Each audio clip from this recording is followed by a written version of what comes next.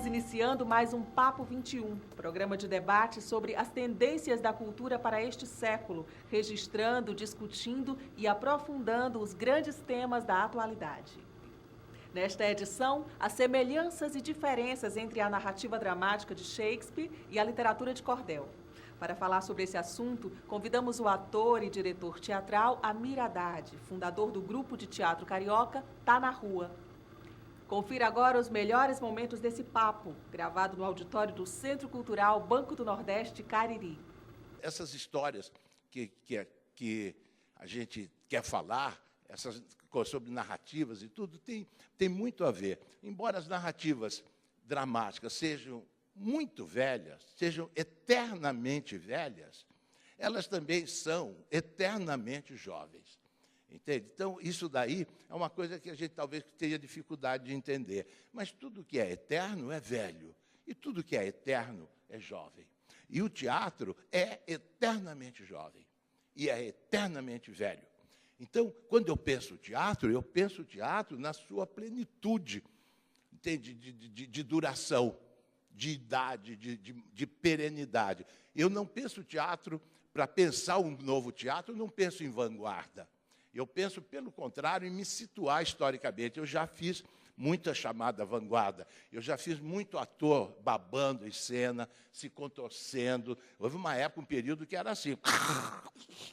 E quanto mais a gente se contorcia, mais vanguarda era e rompia com tudo. Era expressão corporal, lembra disso? Expressão corporal e coisa. E eu fazia tudo, porque eu queria realmente alguma coisa. Até entender que tudo aquilo não era a minha expressão, que tudo aquilo não era realmente o que eu estava querendo dizer, que tudo aquilo era a minha dificuldade de dizer o que eu queria dizer. Então, eu me contorcia, eu me desesperava, eu arranhava as paredes, eu subia, entende? Não achava caminho. Ficava num paredão daquele cheio de chapisco de concreto, assim, sangrando, querendo ultrapassar aquilo, e não achava caminho. Era eu e a vanguarda. Até que eu falei, não, calma, vamos ver como é que é. Calma que o Brasil é nosso, né? E comecei a pensar o mundo de outra maneira, não de repente, mas eu fui aprendendo muito. O teatro ensina muito. Tudo que eu sei, tudo que vocês me ouvirem dizer, tudo que vocês olharem e perceberem em mim, vocês podem ter certeza, foi o teatro que me deu. Foi o teatro que me deu. Eu sou eternamente grato ao teatro. Me deu tudo, tudo. E se não foi ele que deu, se alguém quiser, não, mas Deus te deu também, tá bom, Deus deu. Mas quem me revelou foi o teatro. Foi o teatro, porque Deus dá, mas não revela. A providência divina escreve certo por linhas tortas. Depende da gente saber o que Deus está fazendo. Eu estou preocupado com o tempo. Tem uma piada, sabe, do cara que foi na igreja e Deus falou que iria salvar ele, que ele estava com a alma salva. E aí começou uma chuva danada. Já viram essa história? Não gosto de contar, que se todo mundo já conhece, eu não conto, hein? Então, ele foi... O cara, pela fé, ele disse que estaria salvo, né? Então, tem que ter fé.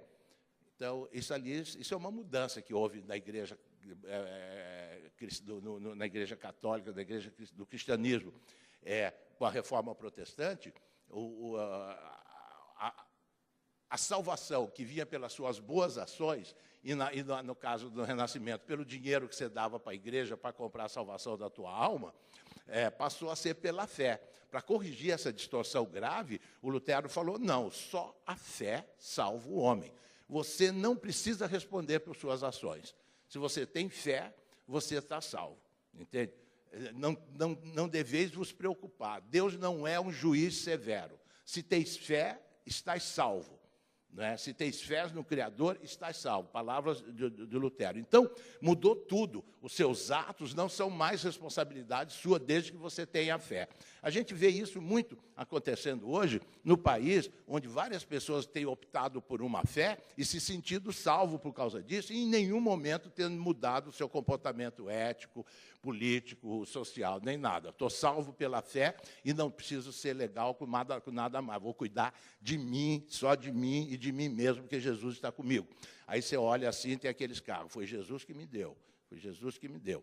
Entende? Então, essa é uma mudança de enfoque histórica importante no comportamento do ser humano. Então, a questão da fé, o cidadão desse tomado de fé, porque Deus tinha dito a ele que não o abandonaria jamais, em qualquer circunstância. E ele acreditou, tinha fé, e ficou vivendo a vida dele, esperando a salvação. Aí começou a chover. Começou a chover, chover, chover, chover, e as águas começaram a subir. E ele sentado na varanda dele, vendo as águas subindo, subindo, subindo. Aí passou um cara num barquinho e falou, vamos embora, cara, vamos embora. Ele falou, não, estou salvo, eu tenho fé em Deus.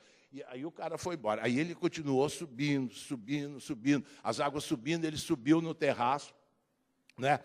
Passou outro num barco grande, falou numa lancha, falou, vamos embora daqui, cara, você vai morrer. Ele falou, vocês são criaturas de pouca fé. Deus vai me salvar, Jesus vai me salvar, vai me salvar. E aí os caras foram embora. Aí a água subindo, subindo, ele já estava no topo do telhado, passou um helicóptero, falou, vamos embora. Ele falou, não preciso disso, Deus vai me salvar. E o helicóptero foi embora, e as águas vieram, e ele morreu afogado. Aí ele subiu lá em cima para fazer o julgamento dele, chegou lá para Deus e falou, ô Deus, porra, qual é? Você não falou que eu estava salvo se eu tivesse fé? Eu tive tanta fé e você não me salvou? Ele falou, você está louco? Eu mandei um barco pequeno, mandei um barco grande, mandei um helicóptero e você recusou. Entende? Como não mandei? Você morreu porque quis. Entende? Então, você tem que saber ver, não pode ficar parado achando que está tudo legal. Então, às vezes, Deus coloca as coisas na sua frente e você não vê. Então, por isso que eu falo que Deus escreve certo por linhas tortas. Então, às vezes, a gente está até aqui e a salvação passou ali e você está esperando de Deus. Né? Eu não sei por que eu comecei a falar essa história aqui. Muitas vezes eu tergiverso. Hein? Tem a ver. O que tem a ver, Tica, você sabe? Você se lembra onde eu estava? Falando que só o teatro me ensinou, só o teatro salva, né? Tudo que eu aprendi com o teatro. E mesmo que Deus tenha botado dentro de mim, Ele mandou o teatro. O teatro foi meu bote, foi meu barco, meu helicóptero. Isso, que bom. Quem falou foi o teatro?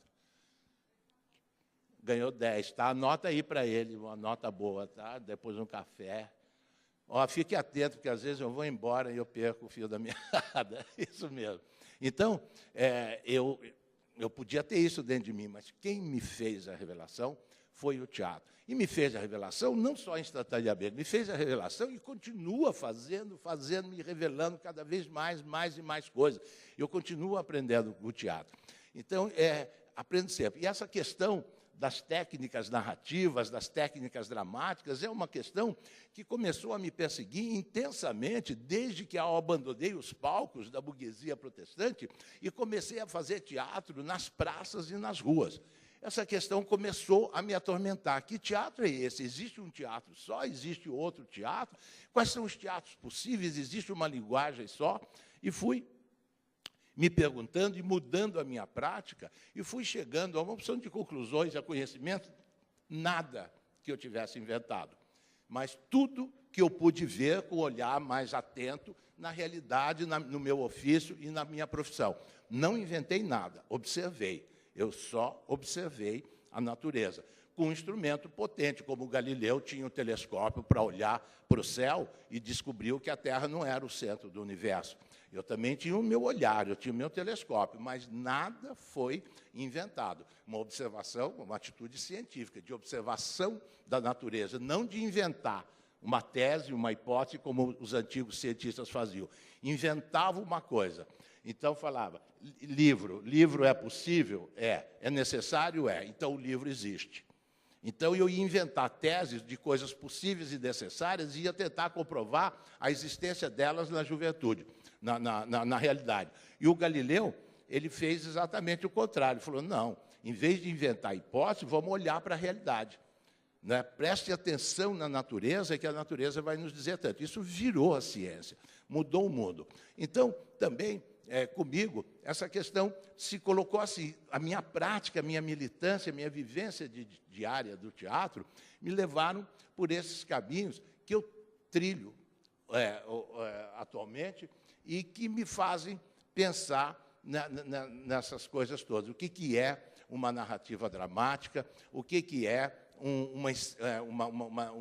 uma encenação dramática sem a narrativa.